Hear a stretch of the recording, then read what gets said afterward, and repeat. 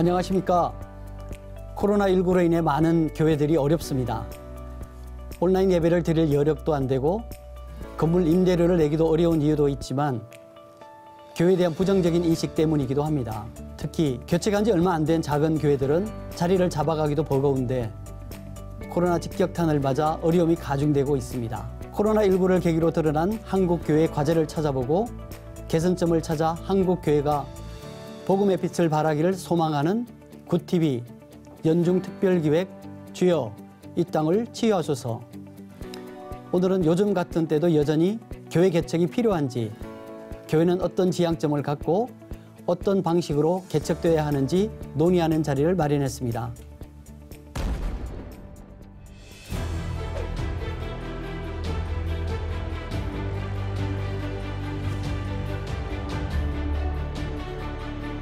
코로나19 사태의 장기화로 미자립 개척교회의 어려움도 갈수록 커지고 있습니다. 교인들이 크게 줄어든 데다 매월 건물 임대료를 감당하기도 벅찬 상황입니다. 한 100명 정도 앉아서 예배를 드리고 식사를 했는데 지금 거리두기 때문에 20명 정도 앉을 수 있는 여건이 돼요. 그래서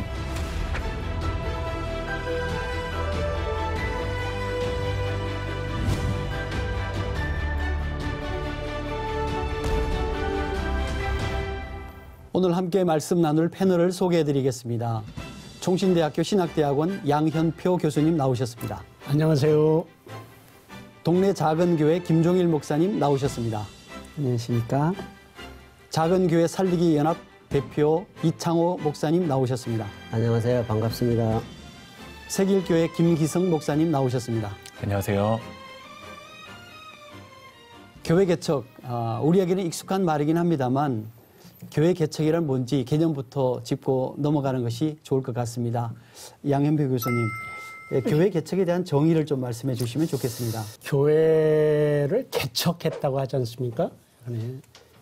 세상 말로 차렸다고라도 하지 않고 또 정부에서 통계 잡을 때 창업이란 단어를 쓰거든요. 실제로 교회 개척을 정부에서는 소기업 창업 개념으로 통계를 내거든요. 그런데 창업이라는 단어도 우리가 쓰지 않고 우리는 개척이라는 단어를 씁니다. 근데 이 개척이라는 단어 안에는 굉장한 의미가 들어있죠. 그러니까 공익을 위해서 처음 앞서가는 사람들, 이 모습을 개척이라고 하거든요.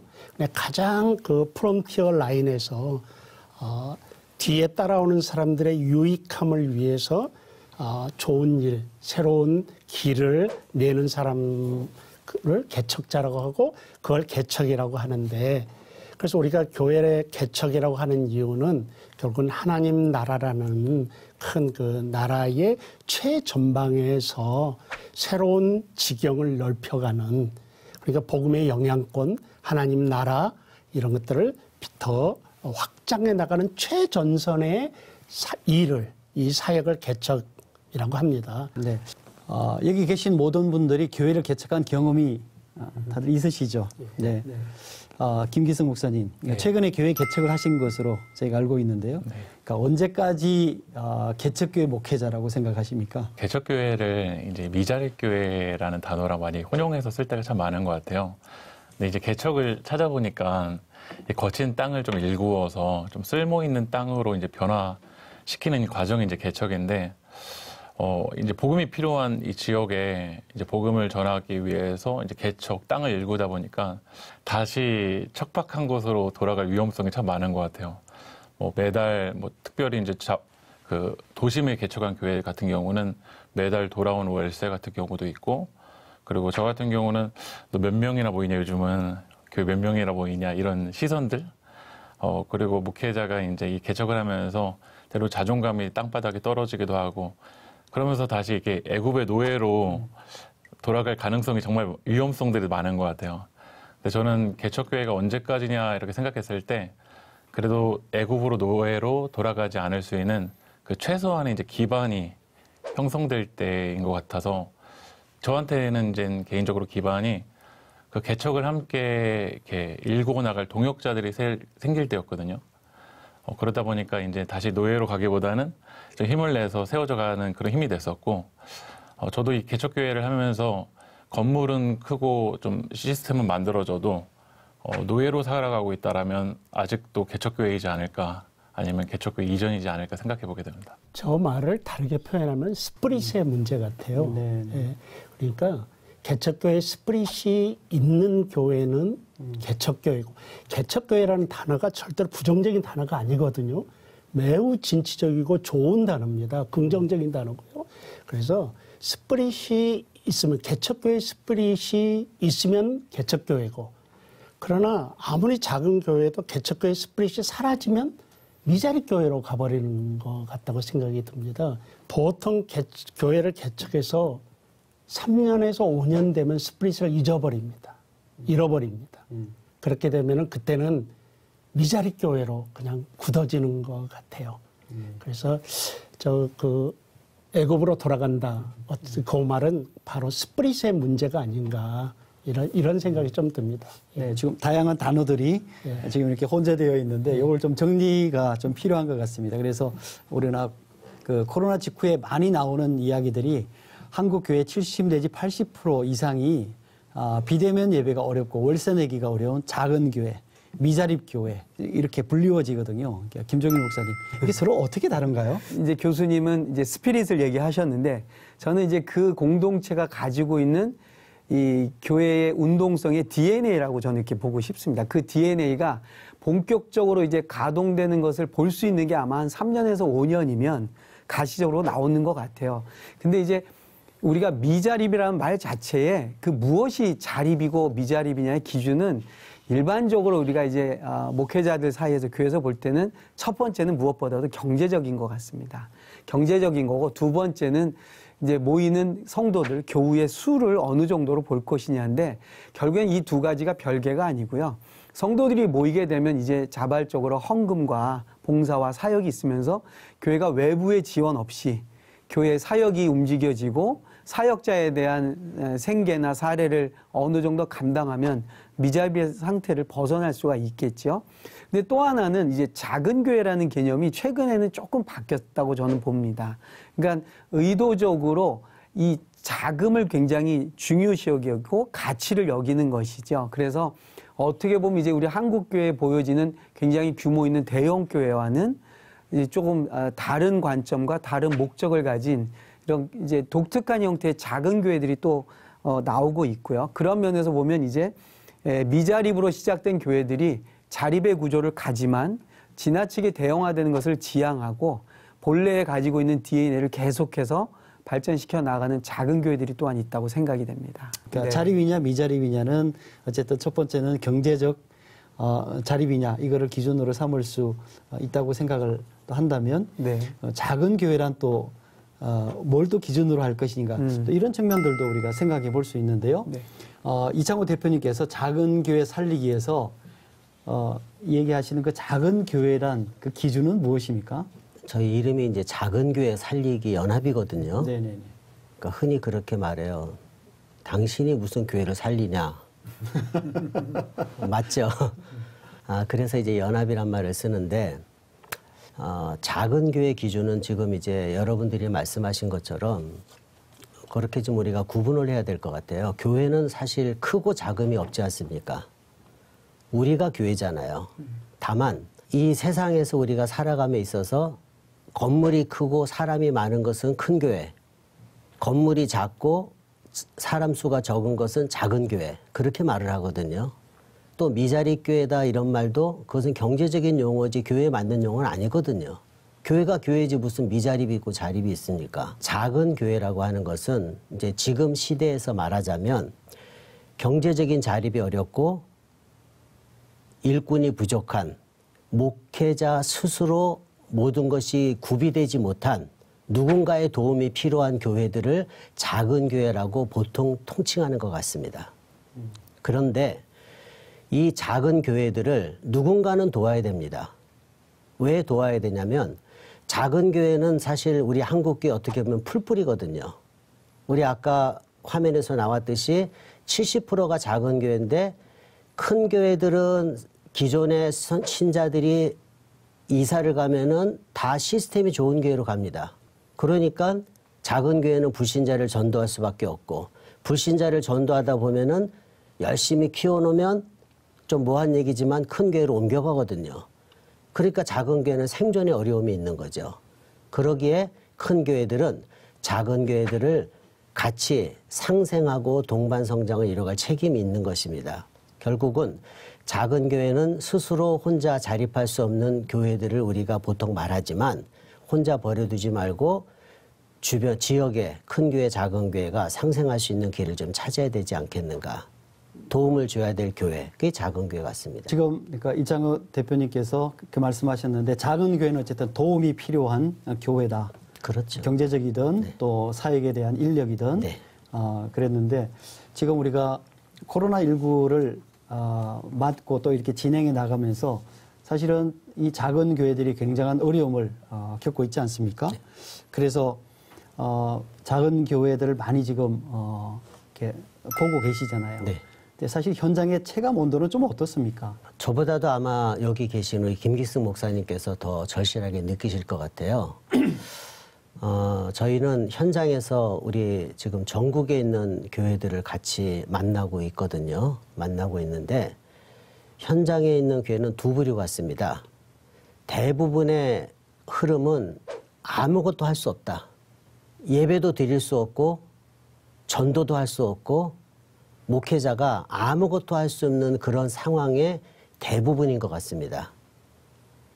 그러다 보니 재정적인 거는 당연히 줄어들고 또 언론에서는 예배 드리는 게 헌금 때문에 드리냐 이런 비판도 있고 또 예배 드리려고 모이고 하면은 또 뭐 모임에 또 제약이 있고 그러다 보니 작은 교회들은 현장의 상황은 한마디로 말하면 아무것도 할 수 없답니다. 그러나 대부분의 교회가 그렇게 말을 하고 있지만 또 많은 교회들은 이 상황에서 오히려 더 지역 주민들을 만나고 전도하고 전혀 새로운 그런 신비적인 그런 일들을 체험하고 있는 것이죠.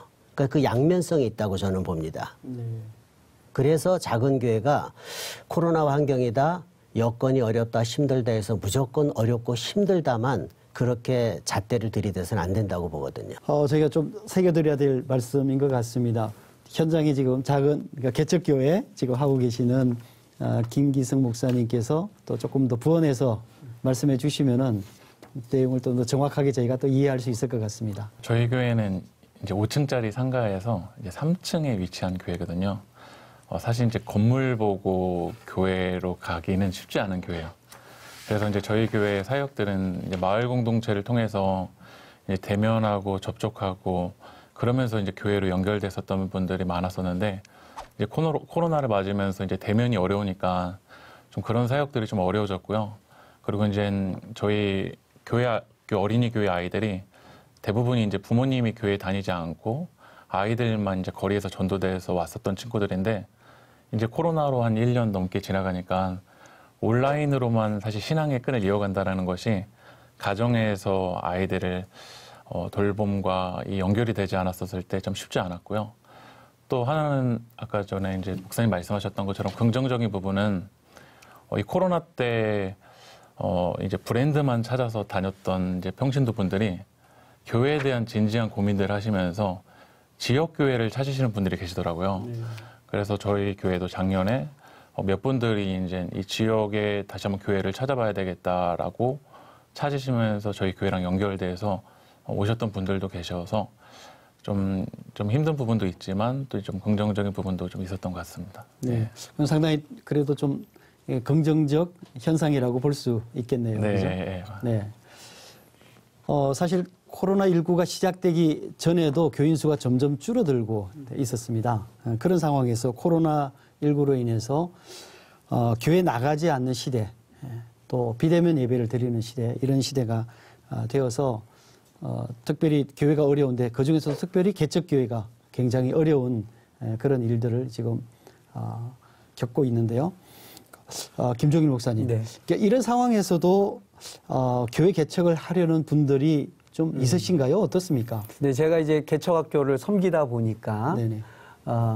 그런 분들 만나게 되는데요. 두 가지로 저는 이렇게 설명할 수 있다고 생각이 됩니다. 한 가지는 일단은 주변이나 이 코로나 상황과 상관없이 목회자 후보생들과 이제 새로 목회를 하려고 하는 분들이 대량으로 사실은 나오고 있는 것은 어쩔 수 없는 현실입니다. 왜냐하면 각 신학대학마다 졸업생들이 있고요. 그것이 한국교회 전체의 그 현황과는 상관없이 상당히 많은 목회자들이 지금 쏟아져 나오고 있고요. 그분들이 지금의 교회에 다 수용이 되는 건 아니거든요. 그러다 보니까 그러한 환경에 의해서 또 개척을 하려고 하는 분들도 나오게 되고요. 또 하나는 어떤 상황이든 개척을 하고자 하는 마음을 가지신 분들이 여전히 지금도 사실은 있고, 그것은 한편으로 보면 우리 한국교회에서 또 저는 건강한 모습이라고 보고요. 그래서 상황이 어떤 상황에 있든지 간에 개척을 하려고 하는 분들은 꾸준히 나오고 있다. 저는 그렇게 보고 있습니다. 네. 교회 개척을 하려고 하면 이렇게 교회가 많은데 여전히 교회 개척이 필요한가? 이런 얘기들을 사실 많이 듣게 되고요. 또 새로운 교회를 개척하기보다는 지금 있는 교회가 더 건강하고 또 잘 되어져 가는 것이 정말 더 필요하지 않는 시대가 아닌가, 이런 얘기들을 듣게 됩니다. 양현표 교수님, 그러니까 이런 상황에서 정말 교회 개척의 필요성 어떻습니까? 그 질문에 제가 답을 정말 하고 싶었습니다. 교회가 이렇게 많은데 웬 교회 개척이 필요하냐라고 던지는 질문은 저희 동네에 가면은 아이들이 굉장히 많습니다. 그런데 사람들이 아이들이 이렇게 많은데 왜 나라에서는 출산율 걱정을 하느냐라는 말과 똑같습니다. 그러니까 출산을 안 하면은 이 나라는 망하는 겁니다. 앞으로 우리나라 이민자의 나라가 될 수밖에 없습니다. 지금 출산율을 고려하면. 왜? 백성이 없으면 나라가 존재를 못하는 거거든요. 그러면은 우리가 지금 이 문제를 좀 생각해야 되는 게, 하나님 나라를 확장하는 유일한 방법은 교회 개척밖에 없습니다. 교회가 출산되지 아니하면 하나님의 나라는 끝입니다. 그럼 있는 교회 잘 세우면 되지 하는 말은 우리가 자녀 낳지 않고 우리 세대만 잘 먹고 잘 살면 되지라는 말과 똑같습니다. 역시 똑같이 교회가 생명체이기 때문에 교회도 계속해서 출산되어야 됩니다. 더 많이 출산돼야 됩니다. 많은 사람들이 교회가 3년 만에 문 닫는다, 5년 만에 문 닫는다, 이렇게 어렵다라는 이유로 교회 개척이 필요 없다고 하는데, 생명의 원리는 똑같습니다. 사고사로 죽을 수도 있고요. 어려움 당해서 어려울 수도 있고요. 그럼에도 불구하고 생명체는 계속 태어나야 됩니다. 하나님이 이 우주를 다스리는, 생명체를 다스리는 방법은 출산과 번식입니다. 한 생명체를 오랫동안 영원히 존재시켜서 생명체를 유지하는 게 아니라, 생명체는 라이프 사이클에 의해서 일정 기간 동안 죽고 새로운 생명체가 태어나고, 교회도 똑같습니다. 교회도 지금까지 영원히 존재한 교회는 지금 없습니다. 성경 속에 있는 교회도 지금은 없고요. 역사 속에 유명한 교회도 지금 없고요. 로버트 슐러의 크리스탈 처치가 제 세대 때 문을 닫을 줄은 꿈에도 몰랐습니다. 지상교회는 어떤 이유로든지 죽습니다. 그러면 그 죽는 자리에 생명이 다가있는. 그래서 우리는 교회 수가 우리가 뭐 5만 교회 그렇지만 교회는 많을수록 좋고요. 개척교회는 계속해서 생명체가 태어나야 됩니다. 그래야 하나님 나라가 유지가 됩니다. 그런 차원에서 교회 개척은 여전히 필요하고, 하나님께서 하나님 나라를 확장시키는 유일한 전략은 사람을 구원해서 교회를 세워가는 그 방법 외에는 없다라고 생각합니다. 네. 교수님께서 교회 개척을 출산으로 비유를 해주셨는데, 이게 마음에 탁 다가오는 그런 비유라는 생각이 듭니다. 한마디 덧붙이면, 그러니까 큰 교회들은, 자립한 교회들은, 교회들이 그냥 자기네 교회 키울 생각, 잘 살 생각이 아니라 아기를 낳아야 됩니다. 계속. 그래서 출산하는 교회. 그래서 먹고 살 만한 교회는 계속해서 다른 교회를 출산하는 일을 해야지, 교회 성장은 교회 수가 많아지는 게 교회 성장이지, 한 교회가 커지는 것은 교회 비대거든요. 우리 몸도 비대해지면 분명히 문제가 생깁니다. 그 어쩔 수 없는 현상입니다. 그래서 원래 우리 한국 교회들도 이제 제법 교회가 안정권에 들어가면 그 다음에 어떻게 출산할 것인가, 이걸 좀 고민하면 좋겠습니다. 네, 교회 개척 그러면 첫 번째 떠오르는 단어가 힘들겠다. 야, 얼마나 힘들까. 이런 얘기들 많이 합니다. 성도들도 웬만하면 개척교회는 잘 안 가려고 하는 게 일반적인 이제 심리죠. 이런 상황에서 그럼 개척교회 하시는 목사님들이 겪는 어려움은 어떤가 이런 얘기를 좀 들어봤으면 좋겠습니다. 그래서 김기성 목사님께서 또 개척교회 목회자가 겪는 어려움 또 어떤 건지 좀 들려주시면 좋겠습니다. 저도 교회 개척을 하면서 그러니까 부모님 세대, 그러니까 할아버지 세대는 깃발만 꽂으면 또 사람이 몰렸다라고 이렇게 듣기도 했어서 좀 부드러운 곳에 저도 개척을 하는 시대를 맞이했으면 어땠을까 좀 마음이 있었는데 개척을 하면서 이제 그런 인프라가 사람도 그렇고 또 물질도 그렇고 좀 완전하게 갖춰서 시작하는 사람들은 참 많이 없을 것 같아요. 저도 그런 상황이어서 참 처음에는 너무 힘들었고요. 근데 제일 힘들었던 것이 교회는 시작했는데 우리 교회가 이 지역에서 필요한 존재 목적을 찾지 못했을 때가 사실 제일 힘들었던 것 같아요. 그러니까 우스갯소리로 한국에는 큰 교회랑 또 큰 교회가 되려는 딱 그 두 교회만 있다라는 이렇게 이야기를 들었는데 저도 막상 개척은 했지만 이 지역에서의 그 존재 목적은 모르고 커져야 되겠다, 이제 비대해져야 되겠다, 좀 그런 생각이 있었을 때 참 쉽지 않았던 것 같아요. 사실 이제 개척교회에 성도님들도 사실 힘들어하는 건 이해가 되는 것 같아요. 왜냐하면 개척교회 가면 이 종교적인 서비스들을 내가 여기서 받을 수 있을까 이런 좀 부담감도 들고 내가 개척교회 가면 어떤 책임을 또 더 져야 될까 그 헌신에 대한 부담감도 좀 드는 것 같고 그리고 이 개척교회를 작은 교회를 가면 내 민낯이 드러날 것에 대한 그 두려움도 분명히 있을 텐데 저는 요즘 전도하면서 진짜 이 교회의 존재 목적이 있는 그 교회를 찾고 싶어하는 사람들이 있었고 저도 개척을 딱 처음 시작하기 전에 교회를 찾는 입장에서 한번 제가 있는 지역의 일산에 있는 교회들을 막 돌아다녀 봤거든요. 난 이 교회를 가고 싶을까? 근데 사실 제가 만약에 평신도로 돌아간다고 했을 때도 교회 찾기가 사실 쉽지가 않더라고요. 이 교회를 선택하는 게. 그런 부분들이 이 교회의 존재 목적을 찾지 못하는 부분들이 저에게는 제일 힘들었던 것 같습니다.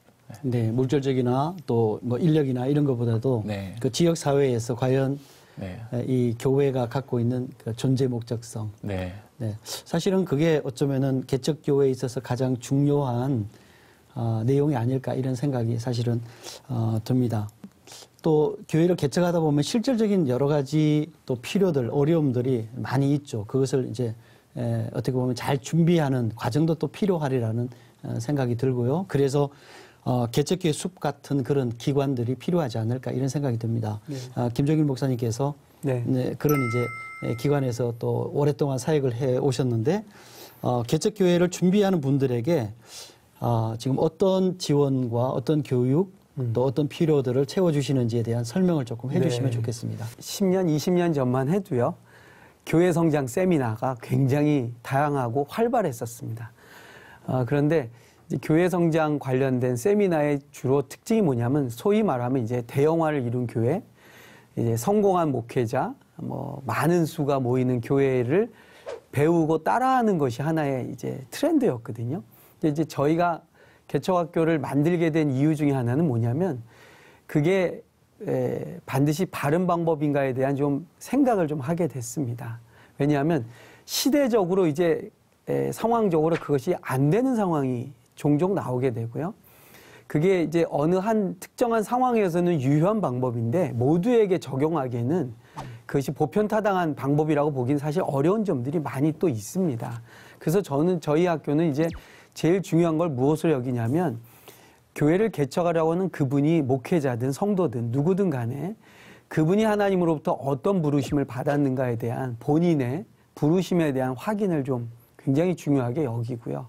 그리고 다양한 지금 교회 형태들이 또 있지 않습니까? 현실적으로 뭐 규모적으로 뭐 대형 교회도 있고 또 여러 가지 훈련의 어떤 독특함을 보여주는 교회들도 있고 지역에 따라 다양한 형태가 있는데 특별히 또 이제 요즘에 그러한 물질이나 재정적인 풍요함이 없이 교회를 개척하는 다양한 시도들이 또 있습니다. 그래서 대안적인 교회들을 좀 저희가 소개하는 것도 필요하다고 보고요. 마지막으로는 저희가 교회를 개척하는 분들에게 중요하게 여기고 꼭 만들려고 하는 게 본인의 개척 과정을 스스로 만들어내는 훈련입니다. 뭐 포트폴리오라고 저희가 말하는데요.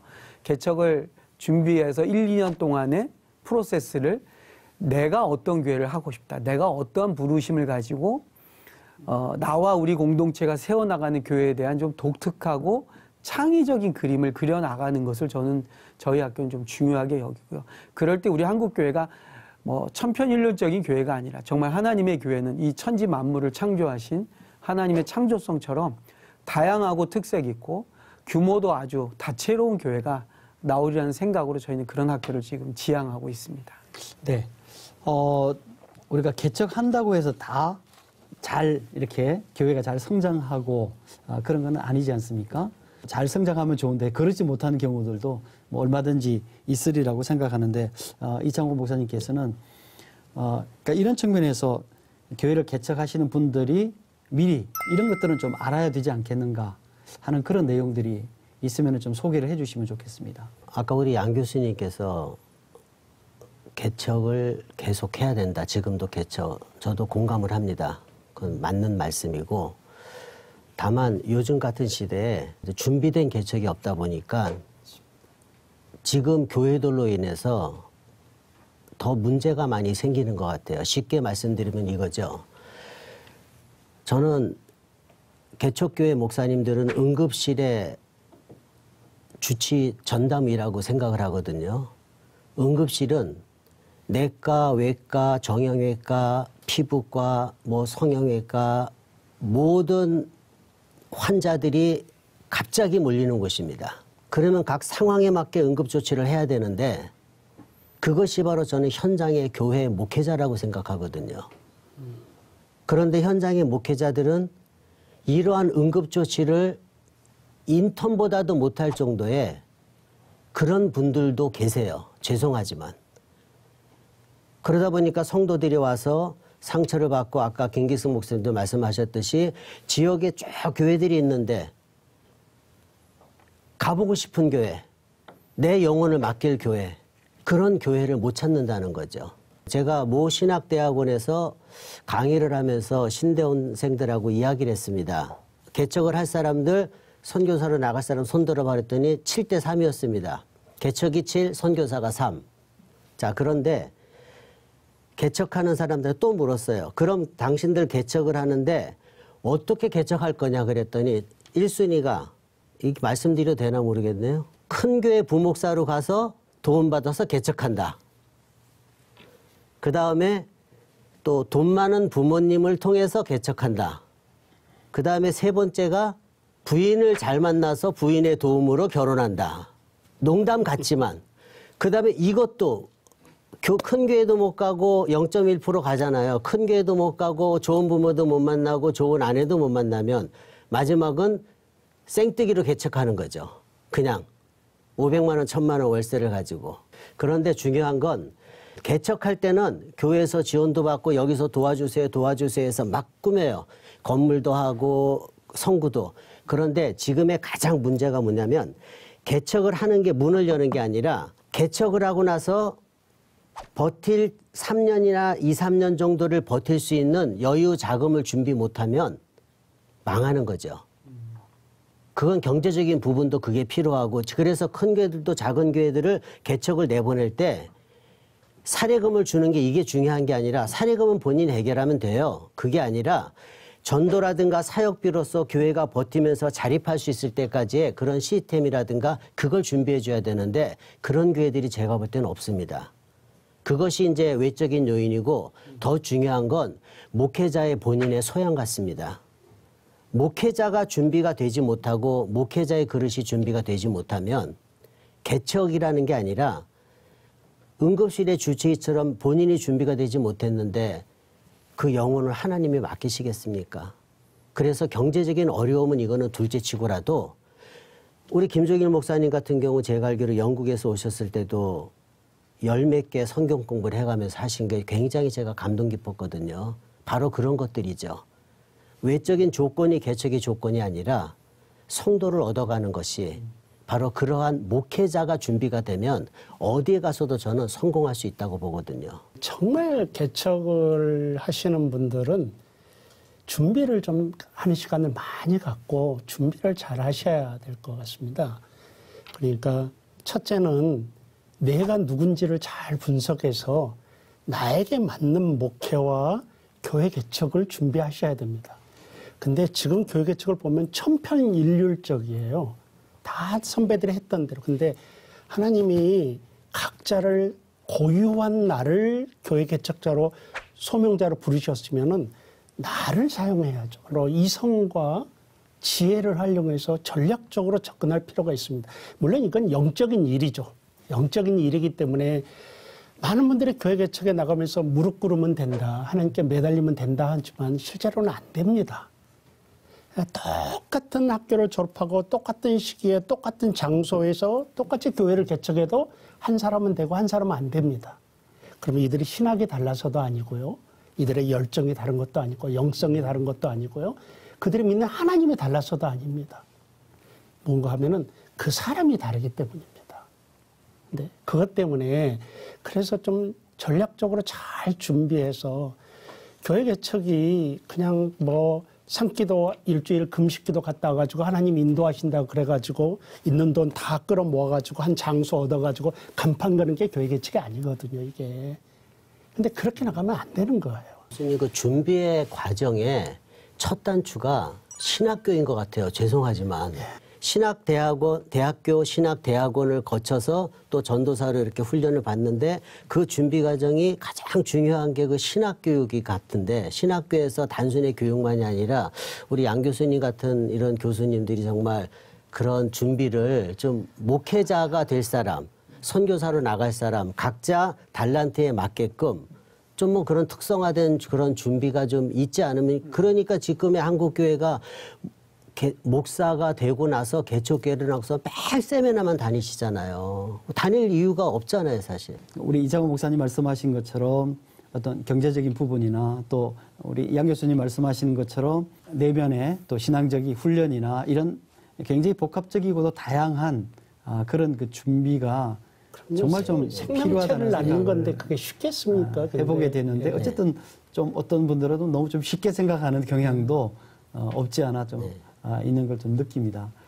근데 이제 우리가 이런 측면에서 대부분의 경우는 교회 개척을 하다가 조금 이제 잘못돼서 교회를 문을 닫게 되면은 실패했다. 개척 실패. 이렇게 얘기를 하는 경우들이 굉장히 많거든요. 뭐 교회 개척에 과연 실패는 있는가부터 좀 얘기가 되어져야 될 것 같은 생각은 듭니다. 저는 성경적인 관점에서는 실패는 분명히 있다고 생각이 들고요. 근데 이 성공에 대한 그 기준이 다시 좀 정의됐으면 하는 마음이 있습니다. 이 복음이 필요한 땅을 복음과 연결되고 있다라면 저는 외적인 외형의 결과는 못 내더라도 저는 이제 성공이라고 생각하고요. 저는 이제 부교육자로 있으면서 그 앞에 이제 신도시가 들어오게 됐었고 교회 일은 점점 바빠지고 신도시가 오면서 사람들은 몰려들기 시작하는데 목회자가 이제 성도님들의 기도 제목도 사실 알기가 어렵더라고요. 그러니까 목회자가 나쁘고 게을러서가 아니라 그 구조적인 악에 있으니까 유기적으로 내가 성도님들과 그 하나님 나라를 같이 품고 전하고 기도하는 게 너무 힘들더라고요. 그래서 저는 개척을 나오게 됐었던 한 가지 마음은 이 교회를 개척하면 최소한 성도님들의 기도 제목은 내가 알고 그분들과 같이 하나님 나라를 품어야 된다는 생각이 들었는데 외적으로는 성공해도 목회자가 성도님들과의 그 기도 제목을 같이 나누기가 어려운 그런 구조 가운데 있다면 이게 성공일까 이런 생각도 듭니다. 예. 저는 이제 목사님하고는 조금 결이 다른데요. 저는 실패는 그런 말을 쓸 이유가 없다고 봅니다. 설사 교회 하다가 문을 닫아도 왜 그러냐면 우리가 목회하는 게 영업장이 아니잖아요. 우리가 장사하는 사람이 아니지 않습니까? 돈을 벌 목적도 아니고.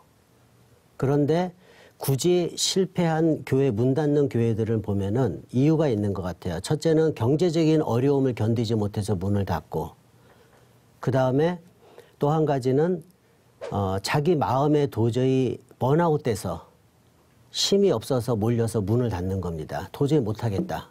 그러나 내면적인 문제는 목회자의 소명 의식이 없기 때문에 문을 닫는 거라고 저는 봅니다. 그래서 이제 성공과 실패를 얘기할 때 이 목사님이 문을 닫는 분들은 목회를 시작할 때 성공의 목적을 어디에 뒀냐는 거죠. 교회가 건물을 우리도 짓고 교인이 웬만큼 되고 성도들이 웬만큼 돼서 건물의 외형적인 거기다 기준을 뒀다면 이분은 실패할 수밖에 없는 거죠. 본인 스스로가. 그렇기 때문에 저는 이거 성공과 실패의 기준이라는 말부터 없애야 된다 생각하는 이유가 비록 나는 목회를 하다가 내가 5년, 10년 후에 문을 닫는다 하더라도 이것은 내가 관리하는 운영자가 관리자가 잘못해서 이게 되는 거지 하나님의 나라는 여전히 진행되고 있다는 것이죠. 그래서 목회자 마음속에 성공과 실패의 기준을 논하기 이전에 저는 아까 개척이란 말을 김 목사님께서 그렇게 말씀하셨잖아요. 개척은 우리 한자어로 보면은 황무지나 돌밭을 가꾸어서 쓸모있는 논이나 밭으로 만드는 것입니다. 그러니까 개척이란 말은 굉장히 좋은 말이거든요. 우리 목회자들이 선교사로 가더라도 한 명을 위해서 죽을 수 있잖아요. 그렇다면 우리 목회자들이 어느 지역에 개척을 시작했다. 그러면 그 지역에 죽어가는 영혼들을 하나님께서 달란트대로 보내실 거 아닙니까? 내 맘대로 늘어나는 건 아니잖아요. 10명을 보냈다 하더라도 그 10명을 위해서 이 10명을 하나님 기뻐하시는 주님의 제자로서 부하처럼 만들어서 드릴 수 있다면 그 10명의 최선을 다할 수 있다면 저는 그게 성공이라고 보거든요. 외부에서 볼 때는 10명 가지고 뭐 했냐 이렇게 말할 수 있지만 하나님의 계산법은 달란트에서 보듯이 퍼센트지 보이는 숫자가 아니거든요. 그래서 목사님들의 생각부터 바뀌어진다면 근데 지금 작은교회 목사님들이 대체적인 하는 말씀이 그러세요. 우리는 교인이 뭐 10명밖에 안 됩니다. 15명밖에 안 됩니다. 그러면 그거를 창피하게 생각하세요. 아니죠. 한 영혼이 천하보다 귀한데 그 돈 가치로 따지면 비트코인 하나에 6,500만 원 그거 비교가 되겠습니까? 그리고 어디까지나 아무리 몇만 명, 몇십만 명 모이는 목사님이라도 개척자의 마음을 갖지 않으면 한 사람의 영혼을 사랑할 줄 모르고 적은 것을 돌볼 줄 못한다면 그거는 실패라고 저는 보거든요. 그래서 우리는 목회자는 시작부터 주님 앞에 가는 그날까지 변함없이 영혼을 사랑하는 개척자의 마음, 성도들을 잘 훈련시켜서 내게 맡기신 성도들을 하나님 앞에 아름다운 예물로 드릴 수 있는 그 중매자의 역할이 중요하다고 봅니다. 사실 그 성공과 실패는 없습니다. 하나님 나라의 벽 쌓기라고 벽돌 쌓기라고 생각하면 되고 어떤 분들은 벽돌 하나 쌓고 끝낼 수도 있고 많이 쌓기도 있고 근데 문제는 자기가 이 벽을 다 완성하겠다고 욕심내는 게 문제인데 제가 말씀드린 거 다른 차원의 이야기인데 교회를 개척하시는 분들은 쉽게 결단을 내리시면 안 되지만 그러나 출구 전략을 갖고 있어야 됩니다. 하나님이 여기서 그만두시라고 한다면은 그만둔다. 라는 그 시점을 판단할 수 있는 출구 전략을 갖고 있어야 된다고 생각합니다.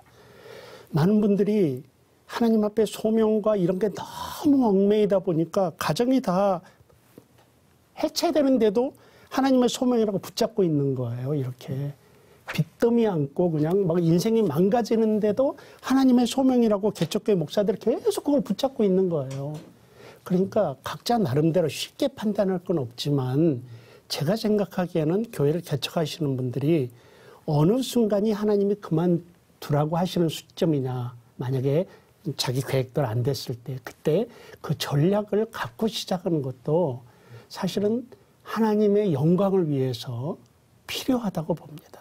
또 지금 우리 양현표 교수님 말씀하신 것처럼 이 출구 전략이라는 것이 어떻게 보면 굉장히 새로운 개념이라는 생각이 듭니다. 그래서 내가 실제적으로 교회 개척을 하지만 어떤 경우에는 이 교회 개척을 그만둘 시점도 한번 또 생각해 보는 것도 굉장히 좀 중요한 교회 개척에 대한 어떤 그 전략 중에 하나이다. 또 이런 점들도 같이 한번 또 생각해 볼 수 있을 것 같습니다. 코로나 시대에 세상에 도전을 받는 한국 교회와 성도들이 다시금 복음의 빛을 발하기를 소망하는 굿TV 연중 특별기획 주여 이 땅을 치유하소서. 오늘은 코로나 시대의 개척교회, 작은 교회를 중심으로 이런 시대에 교회를 개척한다는 것의 의미와 방향성에 대해 이야기를 나누고 있습니다. 코로나 시기 이후로 교회 재정이 줄어들었고 그다음에 대사회적으로 기독교 교회가 이제 이미지가 악화되었기 때문에 교회 개척 현장이 지금 어려운 것은 사실인 것 같습니다. 지금 졸업하신 선배님들도 교회 개척을 생각하시는 분들이 계시는데 지금 잠시 반려해두고 잠시 기회를 조금 보고 있는 선배님들이 많습니다. 아무래도 건물에 대한 얘기를 많이 하는 것 같습니다. 요즘에는 인터넷이나 이런 유튜브 같은 게 많이 발달이 되었기 때문에 더 이상 건물로서의 교회라기보다는 인터넷이나 유튜브로 많은 교회를 유지해 나가는 것도 보았습니다. 저 개인적으로는 원래는 개척이라고 하는 건 좀 다르게 일본 사업을 통해서 평일에는 사업을 하고 주말에는 이제 교회를 같이 하는 이런 식의 좀 모습을 생각을 했기 때문에 전통적인 교회랑은 조금 거리가 있어요. 물론 전통적 교회도 분명히 필요하고 중요하고 그 사역에 대해서는 매우 중요하지만 한편으로는 다양한 위치와 다양한 모습의 교회들이 있으면 더 좋지 않을까 하는 생각도 듭니다. 주변에 아는 지인분들이 이렇게 목회나 사역하시는 현장을 가보게 되면 어떤 분들은 이렇게 카페를 열어서 그 카페에 이제 교회라는 이름으로 해서 같이 사역을 하시는 분들도 계시더라고요. 그래서 평일에는 카페를 오픈을 하고 주말과 주일에는 이렇게 교회로서 예배하는 어떤 그런 모습을 봤는데 아무래도 시대가 급변하고 변화되는 속에서 우리 목회의 어떤 흐름과 개척의 흐름들도 변화가 되어야 된다고 생각을 하고 있기 때문에 예수님을 전하고자 하고 또 복음을 전하기 위해서 접근 방법이 이렇게 쉽진 않다고 생각하거든요.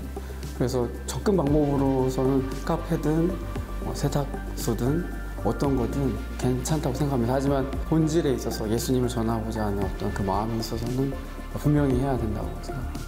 7, 80년대 때만 해도 교회 건물만 갖다 놔도 사람들이 몰리는 교회가 됐는데 지금은 오히려 사람들이 교회에 몰리는 교회가 아니라 세상 바깥으로 나가는 교회가 되어야 된다고 생각을 합니다.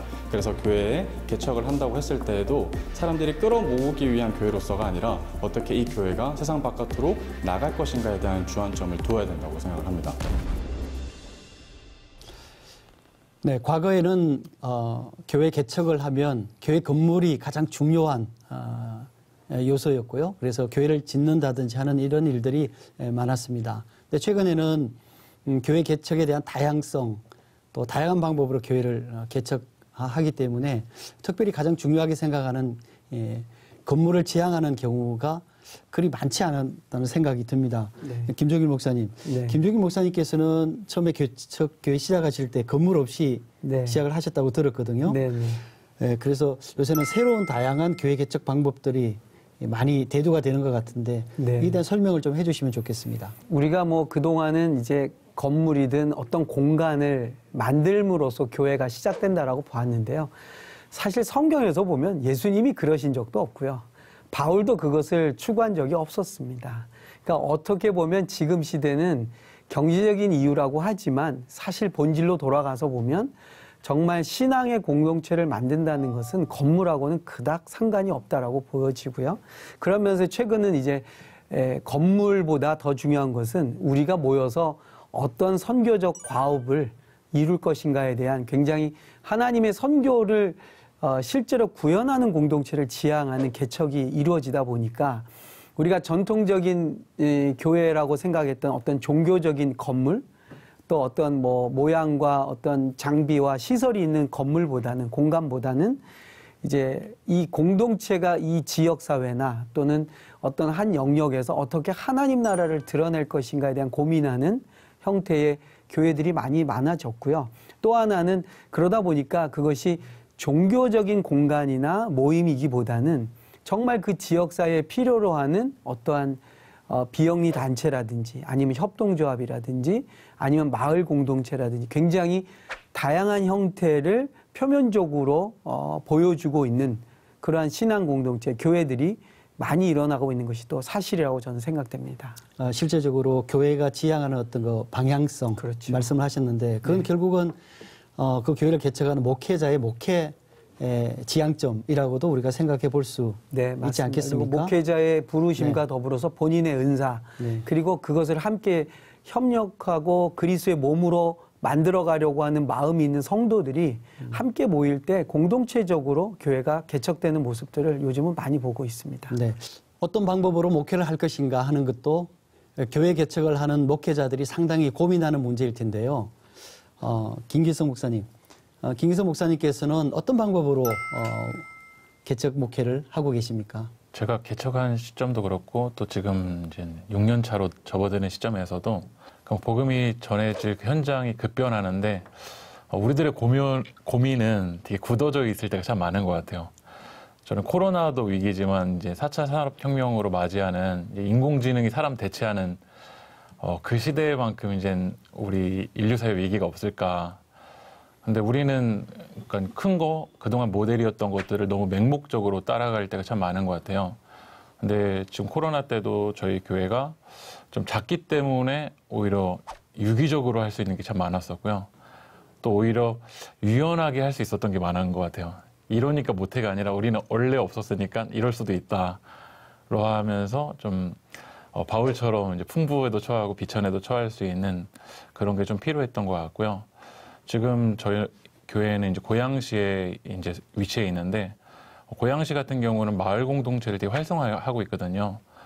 그러니까 이제 정부에서 할 수 있는 것이 제한적이기 때문에 소수의 이제 동아리들을 만들어서 그 동아리가 유기적으로 되게 유연하게 모임들을 만들어갈 수 있게 하고 거기 안에 이제 정부에서도 물질을 이렇게 연결을 시켜주고 있는데 저희 교회도 이제 마을 공동체를 매년 하면서 이 지역 사회랑 이렇게 유기적으로 좀 접촉하고 있고 또 교회에서만이 아니라 뭐 저희 집에서도 모이고 또 밖에 카페에서도 모이고 이렇게 유연하게 할 수 있는 좀 창조적인 좀 고민들이 필요한 시대이지 않을까 생각합니다. 사실 모든 목회 원리는 같습니다. 한 영혼을 구원해서 그를 그리스도의 제자로 만들어서 이렇게 하나님 나라에 유용하게 만드는 것, 그것이 목회의 목적인데 가장 제가 우리 학생들에게도 이야기하고 있는 게 뭔가 하면은 개척교회를 포함한 작은 교회에서는 자기 관리를 잘해야 된다. 사람들에 대한 목회보다도 목사 자기 관리를 잘해야 된다. 이렇게 제가 강조하고 있습니다. 왜냐하면은 큰 교회는 목사하고 성도하고 거리가 좀 있습니다. 그런데 개척교회는 목사하고 성도하고 거리가 없습니다. 날마다 같이 밥 먹고 운동하고 놀고 어울리고 전 교인이 우리 장로교회로 말하면 전 교인이 당회원입니다. 이런 상황 속에서 자기 관리가 안 된다고 한다면은 목사의 영적 권위까지도 없어져 버립니다. 너무 잘 아니까 이게. 그래서 정말 자기 가정 관리, 자기 공부하는 스타일 관리, 목회 관리 뭐 이런 것들을 또 쉬는 것까지도 관리를 좀 잘해야 된다. 특별히 개척교회에서는 개척교회 목사는 자기 관리를 잘하는 그런 모습이었으면 좋겠다라고 저는 생각합니다. 그러니까 개척교회를 시작하고 나면 어쨌든 제일 큰 그러니까 이슈는 얼마큼 생존하느냐. 교단의 지원과 보살핌 없이 교회 개척자가 무한 책임을 가지고 각계 전투를 해야 하는 상황이다 보니 개척교회 목회자들이 투잡을 하는 경우도 많습니다. 이창호 대표님, 개척교회와 개척 목회자들이 생존하는 비법이 있을까요? 뭐 생존의 비결이라면 돈이 있어야 되겠죠. 네. 그런데 그건 이제 세상의 논리고 일단은 목회자의 생각부터 좀 바뀌어야 된다. 우리가 목회를 시작할 때는 건물 지으려고 목회한 거 아니고 사람 많이 모아서 영광받고 대접받으려고 목회한 거 아니잖아요. 예수님 가신 길이 십자가 길 아닙니까? 우리가 그 길을 간다고 하면서 우리는 그 길을 생각하지 않습니다. 그래서 기본적인 문제는 이 목회자들이 사명인 거죠. 왜 목회를 해야 되는가? 그래서 목회자가 그런 마음의 생각이 바뀌지 않으면 자꾸 다른 것에 의지하게 된다는 얘기죠. 제가 한 10년 전에 그런 얘기를 했어요. 어떤 분이 교회를 좀 컨설팅 해달라고 어느 지역에서 제가 여기서 교회를 하려는데 어떻게 했냐고 여쭤보길래 그래서 본인은 뭐 하고 싶습니까? 그러니까는 요즘에 카페가 얘기해서 카페를 하나 하고 싶대요. 카페 교회를. 그래서 제가 그랬어요. 지금 여기를 봐라. 이 산에 보면 산동네도 있고 어른들도 많고 빨래방 교회를 해라 그랬어요. 그때 막 웃더라고요. 카페 교회는 왔다 그냥 가고 차 한잔 마시러 오지만 어려운 사람들이 빨래하러 맡기면은 1시간 동안 그 빨래를 기다리고 있잖아요. 그럼 기다리는 동안 뭐 합니까? 복음 전하면 되죠. 관계 맺으면 되죠. 그래서 이거는 빨래방이니 카페교회니 도서관교회니 그걸 얘기하자는 게 아니라 장사하는 사람도 하다못해 그 지역에 조사를 해서 그 적합한 품목을 찾아서 영업을 하는데 우리 목회자들은 그 지역의 조사가 너무 없는 거예요. 그리고 더 중요한 건 본인의 달란트가 뭔지를 몰라요. 제가 그랬어요. 이렇게 쭉 보고서 목사님 교회를 꼭 가야 될 이유가 뭡니까? 우리 교회로 와야 될 이유를 얘기해 보라 그랬어요. 얘기를 못 해요. 그게 아니라 우리 교회가 이 지역의 교회에서 존재하는 이유, 그 지역 주민들의 니즈에 맞춰줘야죠. 우리 숲처럼 이렇게 목사님도 계시고 또 저희 작은 교회 살리기 연합도 있고 주변에 작은 교회들을 돕는 분들이 굉장히 많으세요. 지금 모든 교회들이 전도가 안 되고 힘들다 얘기하는데 그렇지 않습니다. 청양에 있는 교회 목사님은 충남도지사가 너무 방역을 잘하고 지역을 고맙다고 도와줬다 그래서 감사패까지 드렸어요. 그리고 천안에 있는 목사님은 시장이 감사편지까지 써주고 오히려 지역 주민들에게 이 코로나 위기를 통해서 더 접촉점이 돼서 목사님이 막 존경받고 더 좋은 이미지가 굉장히 많아졌거든요. 그러니까 우리가 안 되는 것만 생각해서 어렵다가 하면은 자꾸 세상 방법만 찾아가면은 결국은 그분은 차라리 목회 안 하는 게 낫죠. 하나님의 방법대로 하면 광야 40년을 하나님이 먹이셨듯이 하나님이 분명히 역사하신다는 거. 그 기쁨으로 그래서 목사가 설교하는 게 좋고 전도하는 게 기쁘고 교인들에게 성경 공부 가르치면서 교인들과 함께하는 것이 그게 목사 아닙니까? 예. 저도 사실 뭐 개척을 하는 중에 생존에 대한 고민들을 했던 적이 분명히 있었습니다. 그래서 지금 돌아보면 유치할 것 같지만 그 당시는 절박한 마음에 그런 기도를 드린 적도 있어요. 하나님 돈 좀 주세요 하고. 왜냐하면 그게 정말 그 교회를 개척하는 이 사역자로서 그게 목사일 수도 있고 뭐 성도일 수도 있습니다. 근데 왜냐하면 교회를 통해서 생계를 보장받고 싶어하는 그 욕망이 있거든요. 근데 그때 제가 체험했다고 말씀드릴 수 있는 것은 제가 하나님 앞에 그런 유치한 기도를 드렸는데 하나님은 어떻게 응답하셨냐면 돈을 주지 않으시고 일을 주시더라고요. 그러니까 결론적으로 보면 사역을 통해서 그 문제가 해결이 되는 것을 제가 봤어요. 그래서 그것이 어떤 사역인지는 뭐 각자에 따라 다 다를 것이라고 생각됩니다. 어떤 분들은 정말 목회와 더불어 독특한 전문 분야를 실천할 수도 있고 그게 어떠한 직업이든 어떠한 뭐 직종이든요. 또는 사역의 다양한 분야들이 있으니까요. 꼭 교회 안만이 아니라 선교단체든 아니면 기독교 관련된 활동이든 운동이든 제가 경험하면서 깨달은 것은 우리 이창호 목사님도 말씀하셨지만 먹고 살려고 목회하는 건 아니거든요. 오히려 저는 우리의 사역을 통해서 부르심이 확인되고 은사가 확인되면 우리의 현장도 풍성해질 뿐만 아니라 먹이시고 입히신 하나님께서 우리의 삶을 책임져 주시기 때문에 오히려 저희는 하나님 나라에 조금 더 내가 좋아하는 일을 하는 게 아니라 내가 잘하는 사역을 좀 찾아서 할 수 있으면 좋겠다는 생각을 갖게 됩니다. 네, 지금까지 코로나 시대의 교회 개척을 둘러싸고 여러 가지 현실적인 문제들, 또 그동안 우리가 간과했던 여러 가지 내용들, 또 그럼에도 불구하고 또 어려움이 있지만 포기할 수 없는 이유들, 이런 다양한 얘기들을 나눠봤습니다. 이 시간에는 각자 생각하시는 바 교회 개척은 뭐뭐다, 땡땡이다, 그러니까 이런 쪽으로 한번 좀 마무리를 해서 교회 개척에 대한 정리를 좀 했으면 어떨까라는 생각이 듭니다. 교회 개척은 미움받을 용기이다. 교회 개척은 창조주의 창조 사역을 본받는 사역이다. 이렇게 말씀드리고 싶습니다. 교회 개척은 신나는 믿음의 모험이다. 교회 개척은 선택받은 자만이 누릴 수 있는 축복이다. 감사합니다.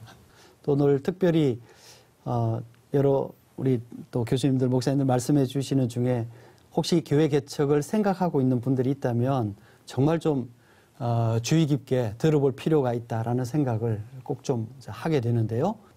지금까지 그 어느 때보다 어려운 시기에 교회를 개척하는 이유와 의미를 짚어봤습니다. 또한 교회 개척의 방향과 방법을 통해 이 시대에 교회가 지향해야 할 모습이 제시되기도 했습니다. 교회가 성장한다는 것은 어느 한 교회가 비대해지는 것이 아니라 개척 정신을 잊지 않은 작은 교회들이 많아지고 그 작은 교회 공동체들로 인해 하나님의 나라가 확장된다는 의미가 아닌가 생각합니다. 코로나19가 드러낸 교회의 위기와 당면 과제를 짚어보는 굿TV 연중특별기획 주여 이 땅을 치유하소서. 오늘 준비한 순서는 여기까지입니다. 다음 이 시간에는 코로나19 상황에서 해외 선교 문제를 짚어보도록 하겠습니다. 함께 해주신 시청자 여러분 고맙습니다.